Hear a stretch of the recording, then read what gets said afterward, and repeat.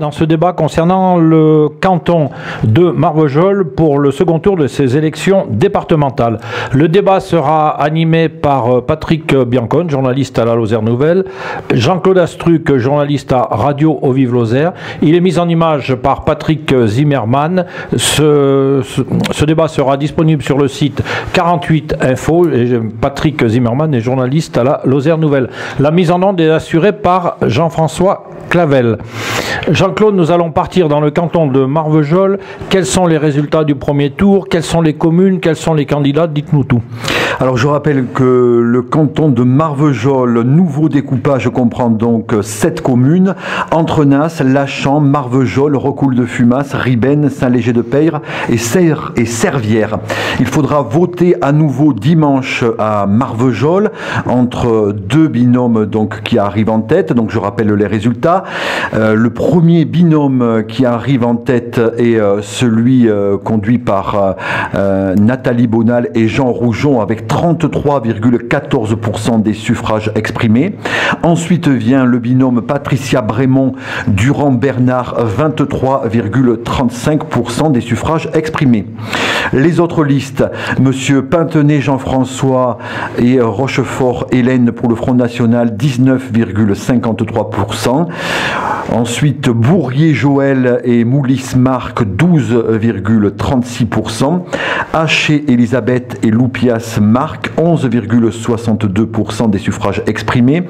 Il faudra voter donc à nouveau dimanche entre deux binômes à Marvejols. Tout d'abord celui conduit par Nathalie Bonal et Jean Roujon. Ce binôme sera opposé à celui conduit par Patricia Brémond et Bernard Durand.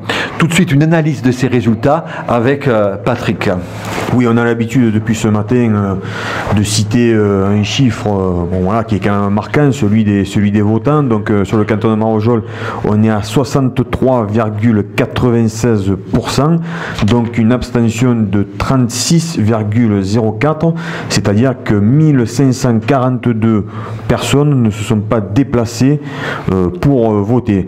Donc 63,96% de participation, on est bien sûr largement supérieur à ce qu'on a pu connaître partout en France, mais par rapport à certains cantons de Lozère, on est quand même inférieur. Par exemple, si on prend celui de la Canorgue qu'on a vu ce matin, on est à 73, donc ça fait à peu près 10 points de moins par rapport à un canton comme la Canorgue.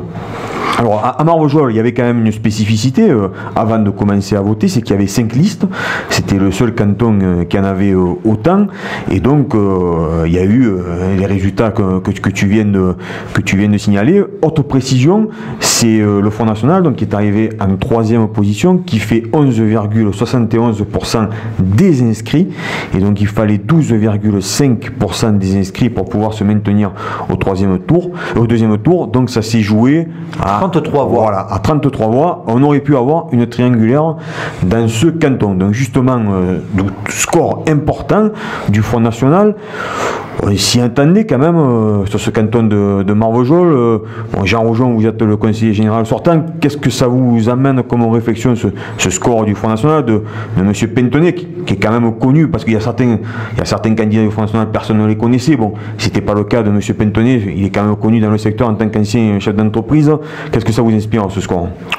Alors sur le score du Front National, indépendamment des autres, mais je pense qu'on y reviendra, parce que ce qui compte, c'est de débattre avec les listes qui sont encore en lice et qui se disputeront dimanche prochain. Pour compléter ma question, c'est vrai qu'on l'a posé à ceux qui se sont succédés depuis ce matin. Est-ce que vous appelez ces électeurs du Front National à vous rejoindre au second tour? Sur le score du Front National, le score au Front National à Marvejols, c'est pas 19,5, c'est pas le score le plus important. Il y a eu des scores plus importants. Il y a eu des scores beaucoup moins importants au niveau du Front National. Et aujourd'hui, pour se situer, pour répondre précisément à votre question par rapport à ces électeurs, je pense qu'il faut surtout laisser la liberté à chacune des électrices et des électeurs de se prononcer, puisque nous sommes maintenant dans une dernière ligne droite pour une confrontation à deux listes, et que ce soit les électeurs de gauche gauche ou les électeurs du Front National ou les autres, laissons-leur leur liberté, puisque nous sommes sur une élection locale, nous ne sommes absolument pas sur une élection nationale, et ce qui va faire effectivement la différence aujourd'hui, ça sera les candidats, les candidates, puisque nous sommes en binôme, et le projet. Le reste, je pense qu'après, c'est effectivement de la conjecture politique, mais qui, je pense, n'a pas peut-être forcément lieu de s'appliquer sur notre canton.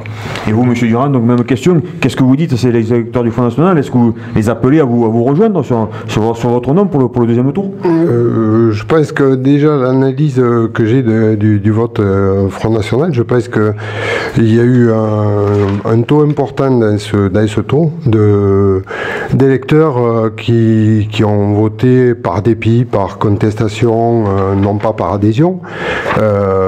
On appelle personne à voter. Depuis le début, on est une liste d'ouverture. Je crois que tous les habitants du canton et leurs idées sont acceptables.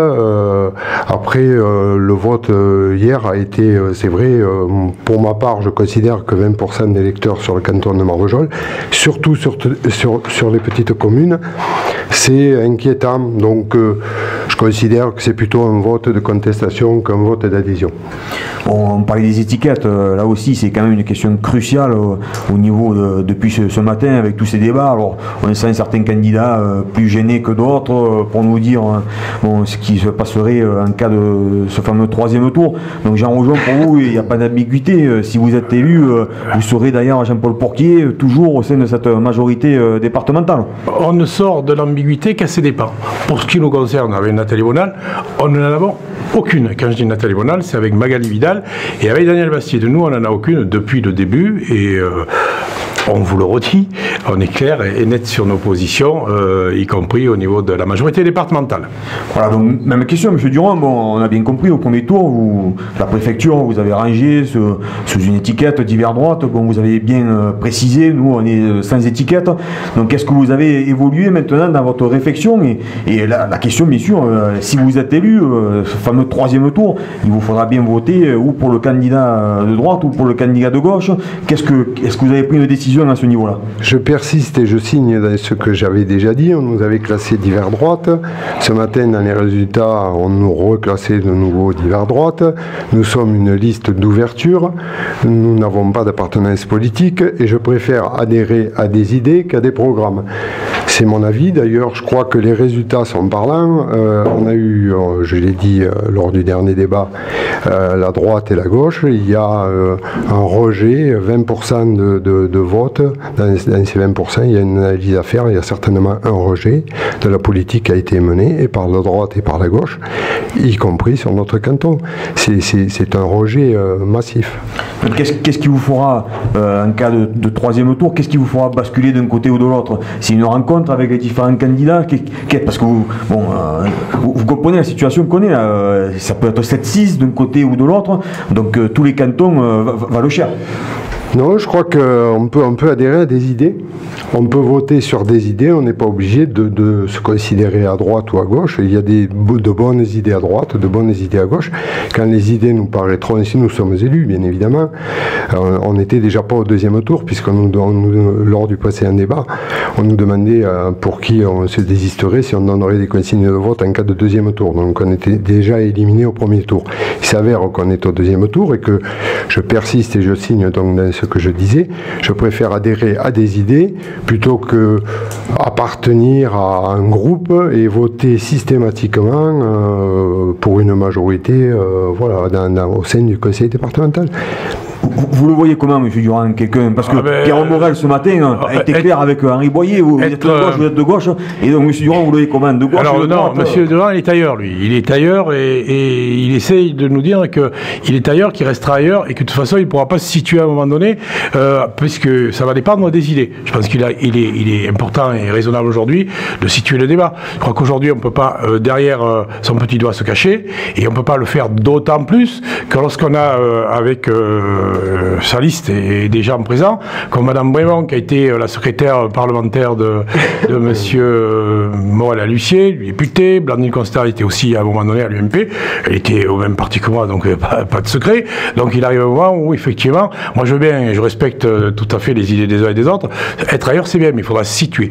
Première chose. Et deuxième chose, adhérer à des idées, c'est bien. Mais à force d'essayer de dire qu'on veut adhérer à des idées pour adhérer à des idées, ce qu'il faut, c'est être dans une logique et une dynamique de projet autour d'un projet départemental. Et aujourd'hui, on n'est pas sur notre élection, on n'est pas à savoir si on doit se situer par rapport à une idéologie, à des idées des uns et des autres. Non, on est sur un projet politique du département. Donc la collectivité territoriale par essence que nous défendons et que nous voulons absolument voir exister et coexister encore pendant de nombreuses années pour défendre les intérêts des Lozériens et des Lozériennes.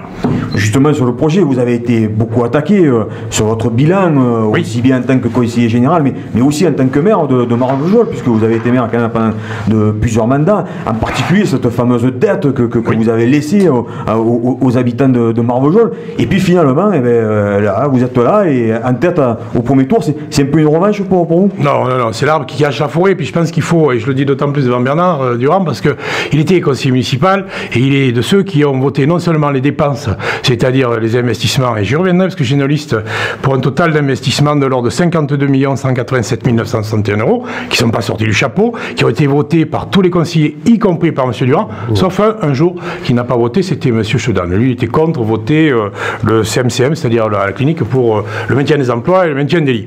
Donc à un moment donné, on vote les dépenses, mais bien entendu, ils ont voté les recettes, et M. Durand il les a votées pareillement, les recettes. C'est-à-dire qu'on a les fonds propres, on a les subventions, et bien entendu, le surplus, c'est les emprunts. Alors les emprunts, ils sont justifiés, ils ont été justifiés sur tous les projets, et j'y reviendrai tout à l'heure rapidement, mais dans le détail, pour la nécessité du financement. Ça s'est fait en conseil municipal, et les conseillers municipaux, y compris ceux qui sont aujourd'hui aussi à la manœuvre à la commune de Marvejols, l'ont fait en connaissance de cause, donc ils n'étaient pas pris au dépourvu, et puis ça s'est fait dans la légalité, c'est-à-dire qu'il y a des procédures à respecter, il y a tout à examiner, et puis les procédures se suivent, les emprunts ont été faits, la préfecture a émis et a donné son avis, le contrôle de légalité, il n'y a pas eu de problème, donc à ce niveau-là, effectivement, il faut savoir ce qu'on veut. On ne peut pas dire à un moment donné, on n'a pas fait d'investissement sur la ville de Marvejols et ne montrer que de la dette. C'est un raccourci qui est quand même un peu facile, et je dirais même un peu délicat à comprendre.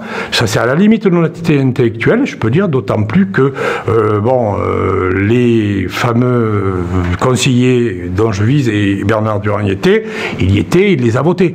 Donc, dans le détail, je vous dirai exactement. Par exemple, fallait-il construire le centre médico-chirurgical? Premièrement, fallait-il rénover la piscine? Monsieur Durand, il ne fallait pas. Fallait pas faire le centre médico-chirurgical. Après, j'attends de pouvoir répondre. Fallait-il faire la déconnexion de l'Estancon? C'était un ruisseau avec 3 tranches, il y en a voué pour 1 144 000, etc., etc., etc. C'est-à-dire que si on va aller jusqu'au bout de l'analyse, il faut replacer le contexte budgétaire dans son ensemble. Et le replacer dans son ensemble, c'est éviter de le prendre par le petit bout de la lorgnette en disant simplement « Ouh, il y a eu des dépenses, on les montre des doigts ». Il y a eu une dépense qui a correspondu à un moment donné à des investissements, il y a eu une dette. La dette est honorée. La dette continue, et la dette, elle existe. Par contre, elle existe, mais c'était effectivement connu. C'est pas gêné de temps en temps de vous mettre quelques petits tacles?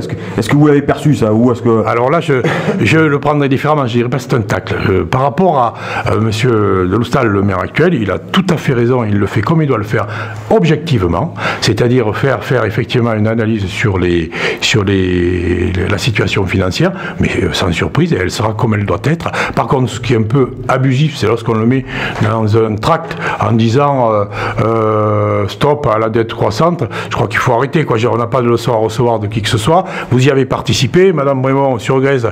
J'eus aimé qu'elle fasse autant d'investissements, ou même quelques-uns, ça se saurait. En plus, mais là, a priori, c'est pas le cas. Hein. Voilà. Alors par contre, à un moment donné, si vous voulez effectivement rester toujours dans l'opposition, c'est bien, mais construire, c'est mieux. Et par contre, pour construire, il faut élever un peu le débat. C'est-à-dire qu'à un moment donné, il faut passer au stade supérieur et arrêter de faire de la systématisation sur une personne, qui est moi, parce que vous avez aussi un un binôme qui s'appelle Nathalie Bonal. Et votre démarche, je pense pas à son égard et à son endroit n'est pas forcément très sympathique parce que vous fixez sur moi, mais vous oubliez de façon assez méprisante sa personne, ses capacités, ses qualités, et puis surtout sa volonté au service des citoyens de ce canton. Monsieur Durand, bon, mise en cause quand même. Absolument pas. On ne met pas en cause les qualités de Madame Bonal, nullement. Je vais revenir sur ce qu'a dit Monsieur Rougeon. Jean, on est marvejolés de naissance tous les deux, donc je pense que on se tutoie bien évidemment. On n'est pas adversaires, on ne fait pas la guerre. C'est un débat d'idées. Donc, pour revenir sur les mandats qu'il a exercés en tant que maire, j'ai participé effectivement dans la minorité constructive à un mandat sur lequel on a eu des budgets à voter, sur lesquels il y a eu des budgets où on s'est abstenu, d'autres des projets sur lesquels on a voté, oui, parce que la piscine, effectivement, dans les mandats de M. Rougeon, il faut reconnaître qu'il a pris la ville derrière M. Messonnier, qu'on avait qualifié d'immobiliste, qui n'avait pas fait bouger la ville, qui n'osait pas, et il fallait faire bouger Marvejols. Je crois qu'on l'a fait bouger beaucoup, et qu'il y a une dette qui est trop importante, on a trop fait d'investissements sans retour sur investissement. Il y avait des choses qu'il fallait faire. On était dans une minorité constructive, donc on a voté pour certains projets, on s'est abstenu, on avait une opacité des finances de la ville avec l'absence du conseiller de l'adjoint aux finances qu'on a vu sur 6 ans lors de 2 conseils municipaux. Il était pour nous très difficile de voter contre, parce que c'était un vote contre de principe. Je veux dire, on a connu ça avec l'opposition de principe qui s'inscrivait dans une opposition de principe à Marvejols. Donc il y avait certains, bien évidemment, l'amélioration de la piscine, on était pour. On n'était pas pour voter contre tout. On s'était inscrit dans une minorité constructive. Donc, vous avez voté les recettes aussi quand même. Vous n'avez pas voté que les dépenses. Les recettes, c'était difficile n'importe comment. Il fallait trouver l'impôt à un moment. C'est vrai qu'on nous a vendu à une époque, vous nous avez vendu, rappelez-vous, les banques qui étaient venues vous voir en vous disant qu'il y avait une possibilité sur les emprunts. Alors les emprunts, c'était rallonger la durée, d'accord? Donc c'est facile de rallonger la durée d'un crédit, d'un emprunt, de faire baisser les mensualités. Mais c'est fictif tout ça. Non, c'est pas fictif. Si, c'est fictif. C'est pas les élections départementales, en fait, ça. Ça, c'est les élections sur lesquelles vous avez fait votre document. Vous l'avez ramené à Marvejols. Donc, on l'a ramené à Marvejols. Après, il y a un projet sur le canton. On pose la question, mais à un moment donné, il faut que vous éleviez le débat, puisqu'on ne reste pas toujours en train de parler sur l'explication d'une dette. Vous venez de me dire qu'on vous avait attaqué, vous, et sur Marvejols, sur la dette grandissante. La dette grandissante, d'accord? Donc, c'est la dette grandissante du chef-lieu de Marvejols. Donc, on ne peut pas dire actuellement que la dette n'est pas importante. Preuve en est, c'est que des audits sont en cours. C'est tellement la situation est préoccupante et va être publiée dans les jours à venir. Laissons les chiffres paraître et nous analyserons. Bien sûr. Voilà. Au niveau chiffre d'ailleurs, Bernard Durand, vous arrivez en deuxième position, 23,35%, 250 voix de moins que Jean Rougeon. C'est une surprise au niveau de l'analyse. Vous l'avez un peu dit au début de votre intervention, tous ceux qui observaient ça un peu de loin, personne n'aurait pu imaginer de vous retrouver voilà, au deuxième tour et face à Jean Rougeon. Comment vous le percevez? C'est quand même une performance de vous retrouver au deuxième tour. Je pense que peut-être c'est le travail de terrain qu'on a eu, puis le fait qu'on soit une liste d'ouverture et non pas une liste avec une appartenance politique marquée, bien que M. Rougeon reproche, c'est presque un reproche à Patricia Brémond et à Blandine Puech d'avoir pu appartenir à l'UMP. C'est une information, vous la donnez pas? Je crois que je l'ai donné, moi. Non, mais si, je l'avais déjà donné lors du précédent débat en disant qu'il n'y avait plus d'appartenance. Vous avez vous-même appartenu à l'UMP. Oui. Aujourd'hui, vous êtes divers droite. Donc, je crois que on peut se tromper dans la vie. Non, on peut dire les choses. Bon, là, actuellement, il n'y a aucune appartenance politique d'aucun des membres de notre liste. Voilà, c'est tout. Donc, je crois que ce travail d'ouverture et ce travail sur le terrain, en nous présentant comme une liste d'ouverture, d'ouverture à payer. Et c'est vrai que peut-être on ne nous attendait pas là. La preuve année, c'est qu'au précédent débat, on nous voyait donnant nos voix au deuxième tour. Donc je crois que ça prouve que les habitants du canton, les habitants des petits villages nous ont fait confiance et nous ont apporté leur suffrage. Et je les en remercie d'ailleurs parce qu'il y a eu beaucoup de travail de fait. Je remercie l'équipe et je remercie tous les électeurs qui nous ont apporté leur voix pour nous permettre d'être en deuxième position, juste devant le Front National. Ce qui est plus grave. Et donc, je souhaite au deuxième tour que nous soyons encore plus convaincants et nous allons nous appliquer à faire un travail de terrain encore plus important. Sur ce canton, Jean Rougeau, on parle souvent de la sécurité, de la délinquance. C'est quasiment, quand on parle des cantons en Lozère, quand on parle sécurité, on pense de suite à Marvejols. C'est justifié? Vous trouvez que c'est trop stigmatisant? Est-ce qu'on en fait trop au niveau sécurité, délinquance sur Marvejols et le canton? Monsieur Pantenet parlait beaucoup aussi de la sécurité. Voilà, on l'a vu. La sécurité et ou la délinquance, c'est pas propre au canton de Marvejols. Vous l'avez sur tous les cantons. Avec une importante communauté marocaine. Pourquoi lier automatiquement, comme vous faites, cher ami c'est ce que fait le Front National. Alors vous rapportez les propos du Front National. Vous les connaissez comme moi. Donc, mais je pense qu'il ne faut pas lier les deux. Vous ne pouvez pas lier les deux pour des raisons évidentes. Marvejols a une composition sociologique qui est liée à l'histoire et qui est liée avec effectivement une forte communauté étrangère, mais ça tout le monde le sait. Et le bien vivre ensemble, il existe sur Marvejols. Qui a des problèmes, personne ne les a niés. Je pense que personne ne les nie. Oui, donc on sait tous qu'il y a effectivement des efforts à faire de tous les côtés. La municipalité, les communes, quelles que soient antérieures ou même actuelles, ont mis en œuvre un certain nombre de dispositifs. D'abord des dispositifs pour maintenir l'ordre avec les appuis des forces de gendarmerie, police municipale, etc. Mais aussi des dispositifs internes avec les comités locaux de prévention de la délinquance.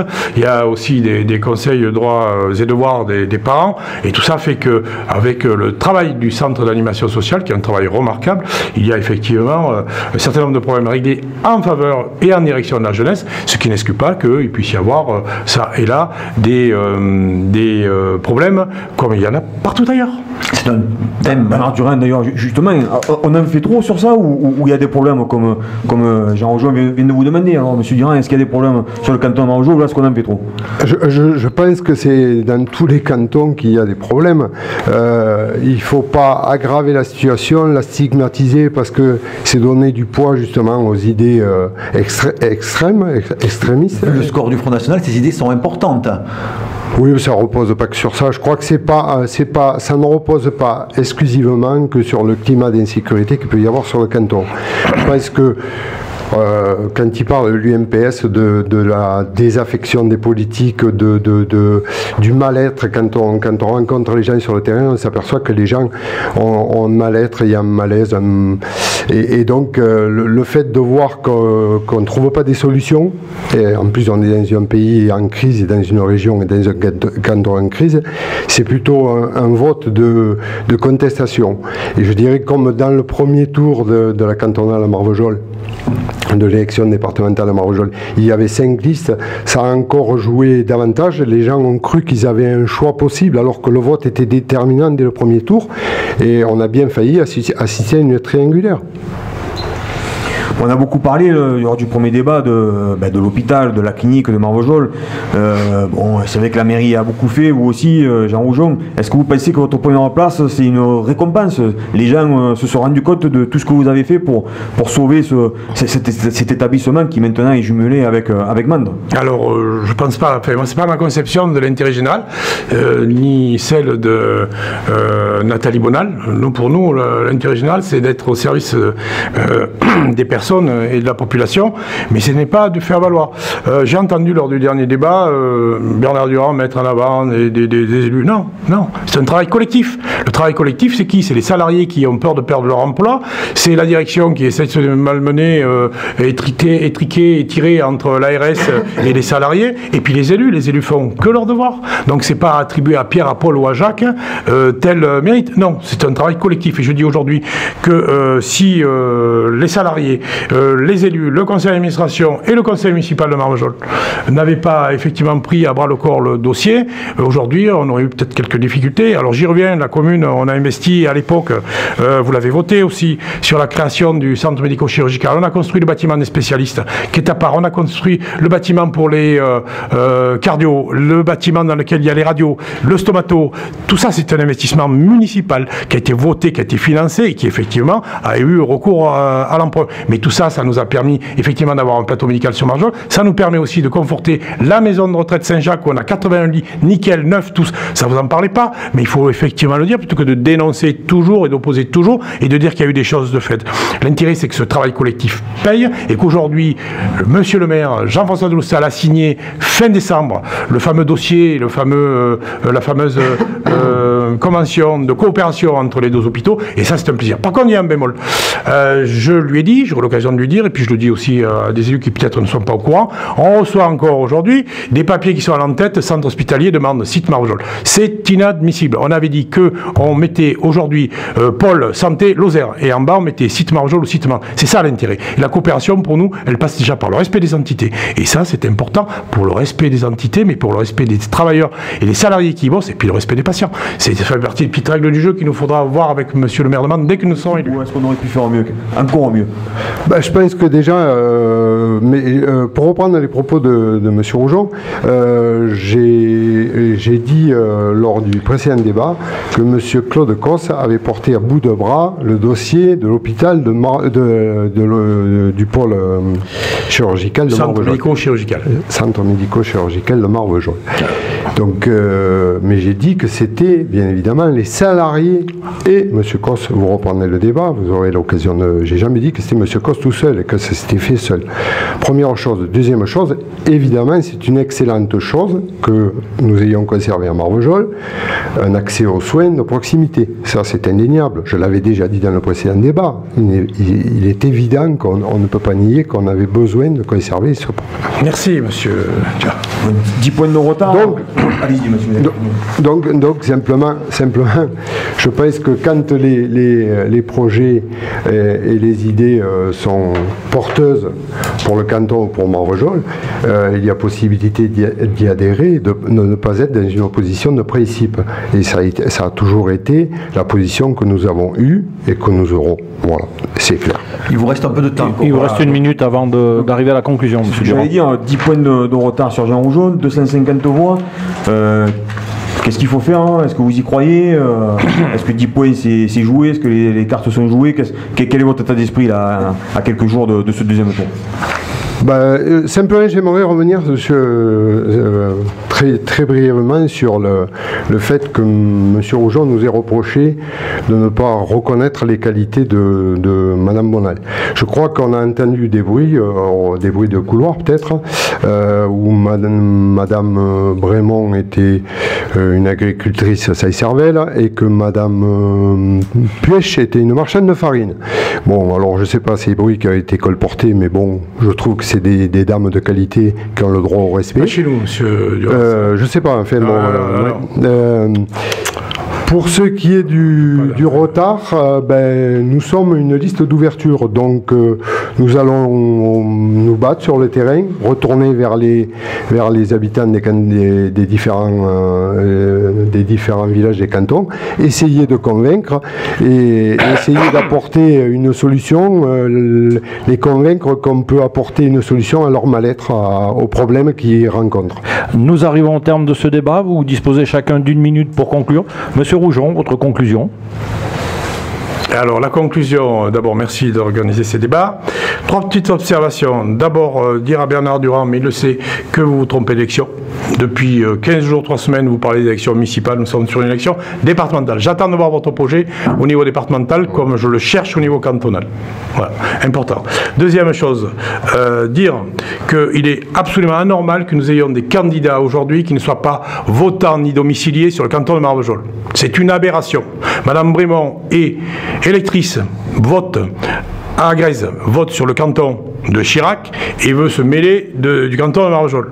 Je veux bien qu'elle nous reproche, nous, de s'accrocher à des sièges, or elle ne court qu'après ça. Si c'est pas du carriérisme, si c'est pas autre chose, j'en veux rien. Mais je pense qu'il faut quand même, à un moment donné, être raisonnable. Vous-même aussi, vous habitez sur Moroda, mais vous travaillez sur Marvejols. Donc je pense qu'il faut un peu de cohérence et être tous sur le canton de Marvejols pour pouvoir représenter l'intérêt et la défense de nos mandants et de la population. Et enfin, dernier message, c'est la mobilisation de tous et de toutes. Donc il faut que les électeurs aillent voter, d'une part, et deuxièmement, il faut aussi que nous rassemblions pour un projet pour le canton et pour le département, le maximum de personnes pour construire ensemble l'avenir de notre canton et surtout l'avenir de notre département. Et élever un peu le débat et sortir de la polémique dans laquelle vous êtes rentré. Merci. Monsieur Durand, 1 minute et 15 secondes. Ben, je crois que la polémique, c'est pas nous qui l'entretenons, c'est M. Rougeau, apparemment. Sur la légitimité de Patricia Brémond, je pense qu'elle a toute la légitimité pour se présenter sur le canton de Marvejols. Le code électoral le lui permet, et puis elle a toutes les compétences. En ce qui me concerne, j'habite sur Moroda. Alors là, c'est quand même assez grave de la part de M. Rougeon de me dire que j'ai pas la légitimité pour me présenter sur le canton de Marvejols, habitant sur Moroda, avec les investissements que j'ai fait sur Marvejols. Je m'investis au quotidien dans la vie marvejolaise, dans la vie associative. Je suis né à Marvejols. J'ai acheté effectivement une habitation sur Moroda. Je m'en excuse. Je n'avais pas trouvé sur Marvejols, sinon je serais sur Marvejols.